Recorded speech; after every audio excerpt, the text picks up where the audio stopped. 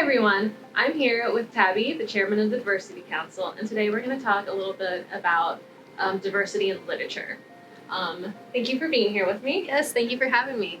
So can you just go over with us why diversity in books and diversity in media is important to people? Yes, diversity in books and media is very important, not just to show representation of yourself and seeing yourself in other things, but seeing other people as well.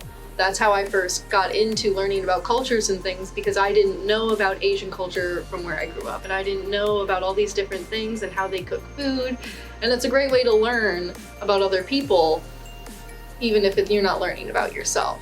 It's also a great way to show and see yourself in imagery where you don't usually see yourself seen, and it makes you not feel like an outsider. It makes you feel included. It's not just about treating everybody the same, but it's not just about inviting everybody to the dance. It's also inviting someone to dance once they're at the dance, not just inviting people, and being inclusive about it. And that's why these books are very important. That's why those shows are important, TV shows, everything. Okay. And what do you have for us today? Today I pulled a couple books, and we do have some of these on our Hoopla app as well. It's always good to check our applications because I don't always know what I want to read. And sometimes I just want to scroll through something online and find something. Yeah. But this book right here, We Are Everywhere, this is a great tableside book to look at with learning about pride.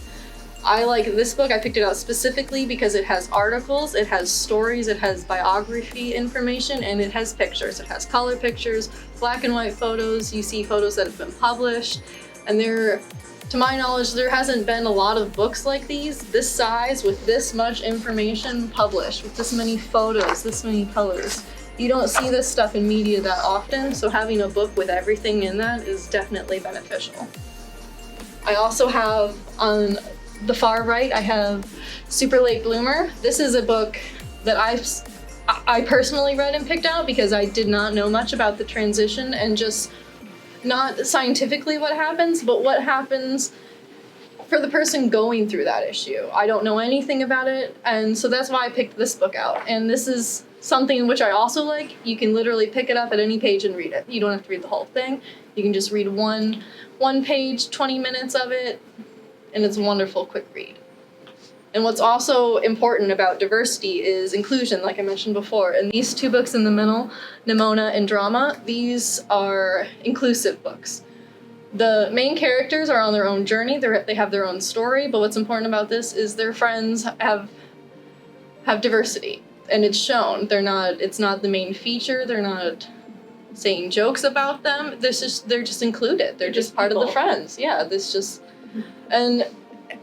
And something with authors who aren't members of the LGBTQ community, they do feel uncomfortable sometimes writing about that because they don't want to be offensive. And one way that they have found that they can do that is being inclusive and having side characters, because lots of people have friends that are in that community, and they can write about their friend experiences. And that's a great way to read that, learn about it, and a great way to see your friends in your books as well, which is also great rewarding. And some of these titles, like I said before, are on Hoopla, so that includes Nimona as well as Super Late Bloomer. So I encourage you to look on our apps as well and check those out. Thank you for joining us today for our look into diversity in literature. Thank you for being with me today, Tabbi. Thank you for having me, Kristina. And we'll see you next time.